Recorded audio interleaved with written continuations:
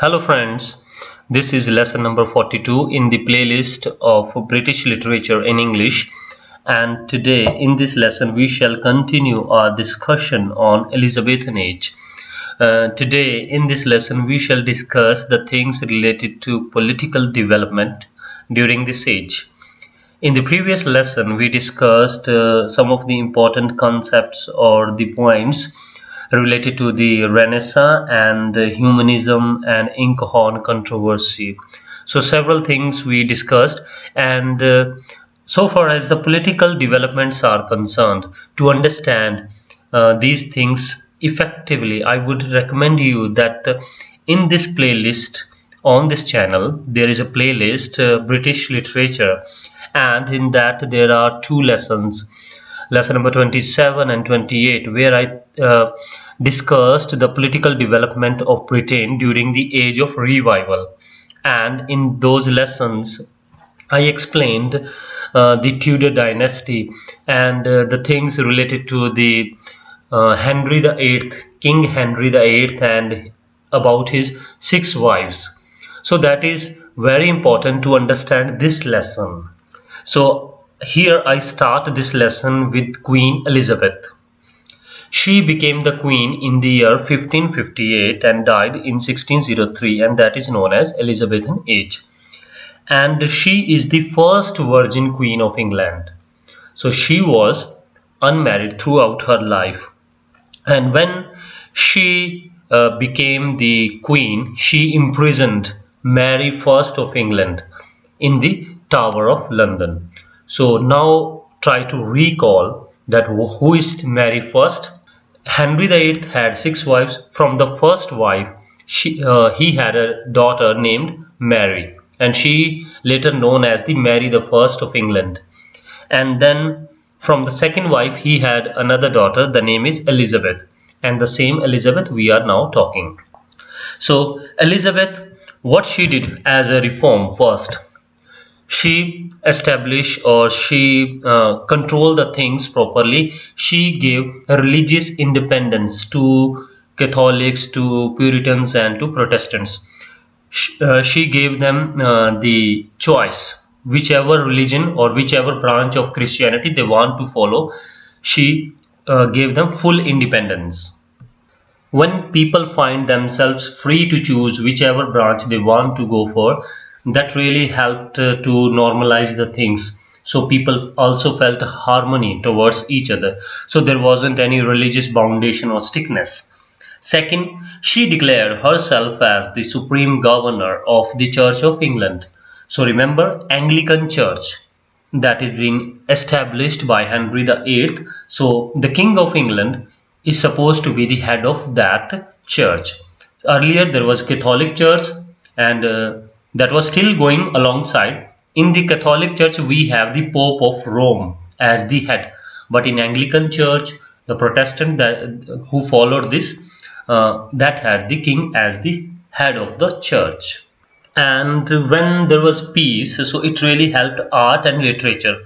And apart from art and literature, there was advancement in the culture, agriculture, and wool supply, in scientific developments, experiments, even in explorations. So the British people, they started taking interest in exploring the world. So that really gave the way for colonizing the other countries, especially in Africa and in Asia. One important overseas voyager we have, Francis Bacon. Remember this name, Francis Bacon. He is also called as the father of essay. So he's quite famous for essay writing. He has written essays on number of issues or topics. You can find these essays in their original form on Wikipedia. So remember this name. He was an overseas voyager. So he used to do the sea expeditions or exploring the other countries through sea voyages. And the next name we have, that is Philip II, the King of Spain. So now what he has to do with this?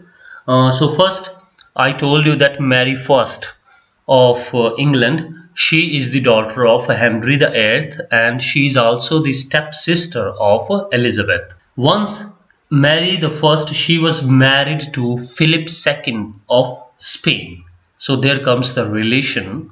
And one more thing, Mary First is also known as Bloody Mary because she went for lots of bloodshed of the Protestants because she was strict believer of Catholicism. Okay, that is a different thing. So we have Philip II and Elizabeth. So both had their political differences and also differences in the religious ideologies, and that really engaged Britain and Spain in some sort of a Cold War during 50-60s to 50-70s. Means for 10 years or so, the relation between Spain and England wasn't quite happy. So there was always some sort of a tussle between these two countries. Philip II had a desire to eliminate Protestantism. He was against because he had a strict ideology as Mary First had, that is to spread Catholicism. She was strict believer of Catholicism, same is with Philip II. So he was looking to eliminate the spreading of Protestantism. He simply wanted to remove Protestantism from the earth, especially from England, and that is why he was willing to conquer England. And then in the year 1585, there was a major development. England signed a treaty with the Dutch rebellions. So Dutch, okay, remember this name of the country, Dutch, Holland or Netherlands, both or all these three names are of the same country, Netherlands. So there were Dutch rebellious people who were fighting for the independence or even to take the charge of the country. But at that time, Spain was taking full control or hold over the Dutch people. So England signed a treaty with the rebellion people of the Dutch, and that really upset Philip II because that somehow will go against the interest of the king of the Spain, because the Dutch people now will get, the rebellious people will get help from the Queen Elizabeth and they will fight against Philip II. So that really even add fuel to the fire, because earlier there was some sort of a tussle between Spain and England, and making that sort of a treaty with the rebellion people, that made the things go even worse than before. And then we have the year 1588, that is called as the year where the battle took place, and that battle was of Spanish Armada. And in that battle, Spain had a fleet of 130 ships. 130 ships were there in that battle, and that was a so powerful navy, and they attacked England. And in that battle, England did not have that much force. Elizabeth went to the battlefield and she inspired the soldiers herself, and eventually England managed to win that battle, though there was some sort of a thunderstorm as well, which helped the English soldiers, and the Spanish soldiers could not manage to save themselves, and they lost the battle. As the result of that battle, the people started calling her as a divine lady. Elizabeth, the people called her as divine lady as she has some superpowers or spiritual powers.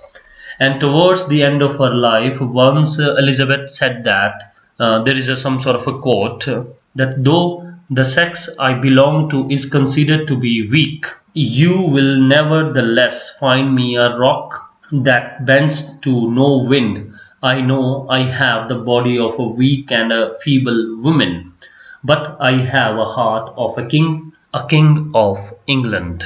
These were her words. So similar sort of words could be. One thing is quite sure, that she had a direct attachment, or the people had a direct attachment with her, and that is why she could manage to hold the reign of England for that long period. So there wasn't any sort of a rebellion against her. That is her major achievement. After that battle, we have several points to discuss. It is related to the exploration, when the British people started exploring this world. As earlier, European believed that the world is all about Europe, and Europe is the entire world, and it is surrounded by sea.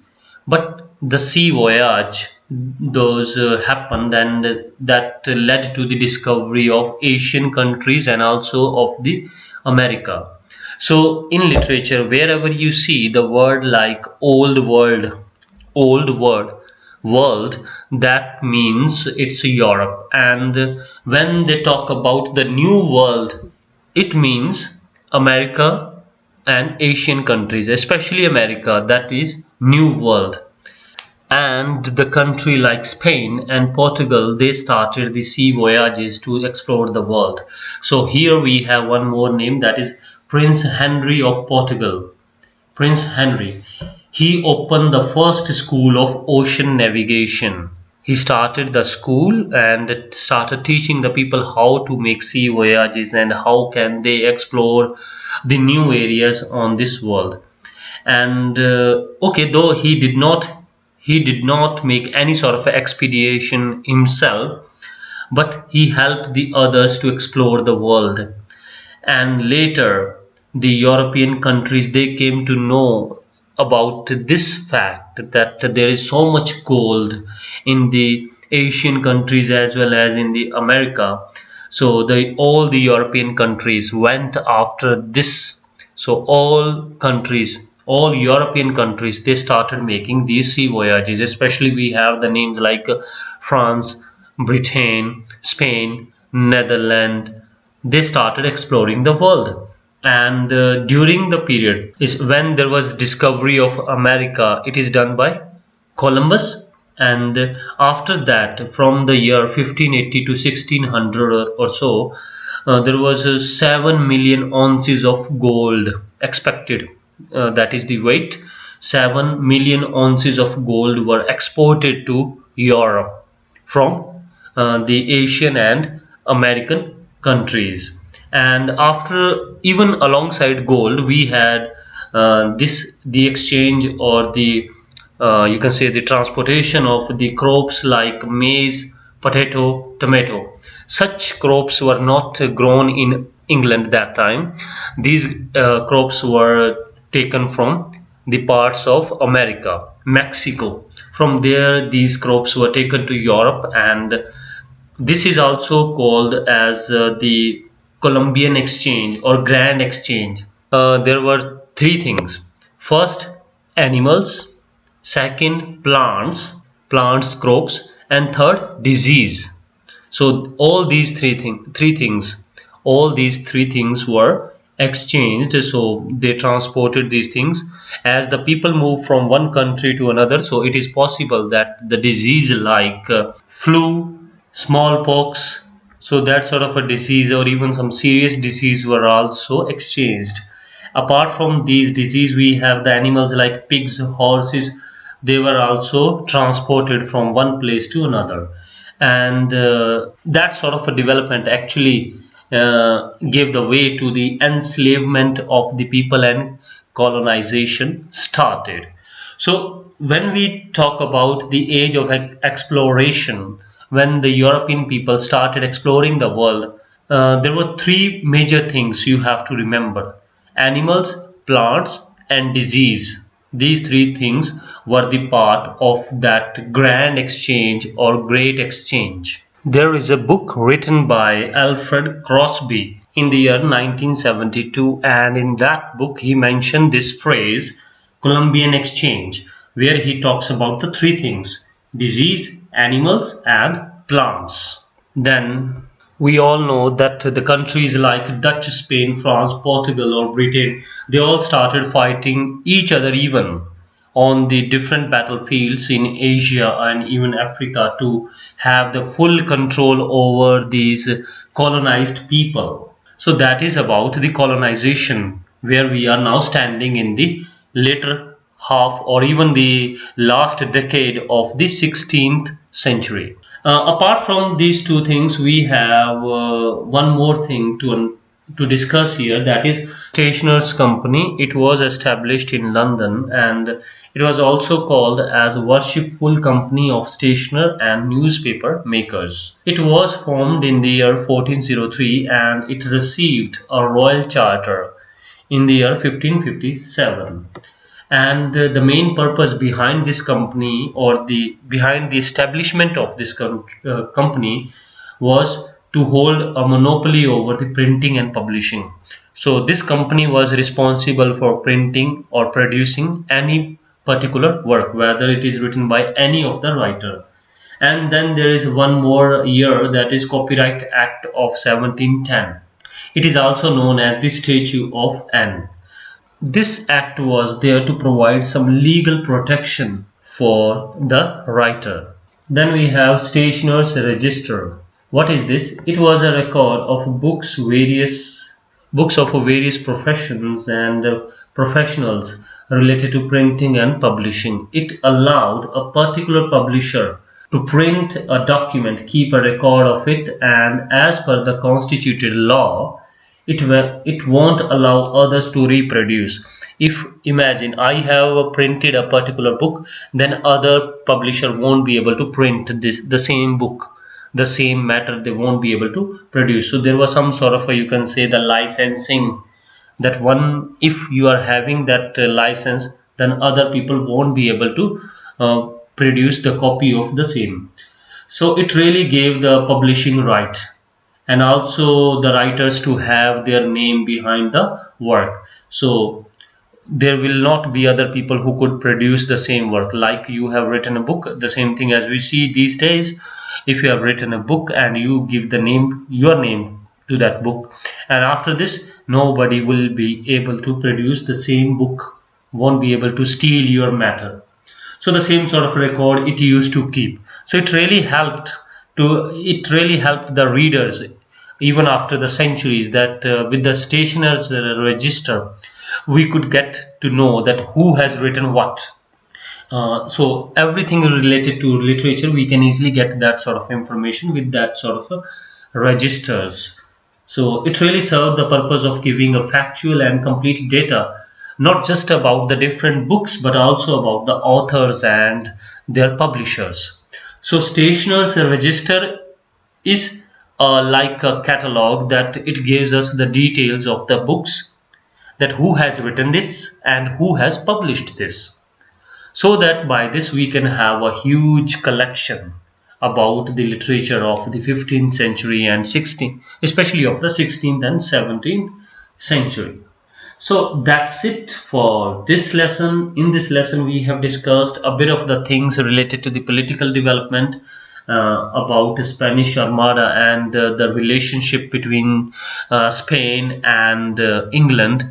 And then we discussed the things related to the exploration of the world, how the age of exploration started and sea voyages, and then the two important point of Stationers Company and Stationers Register.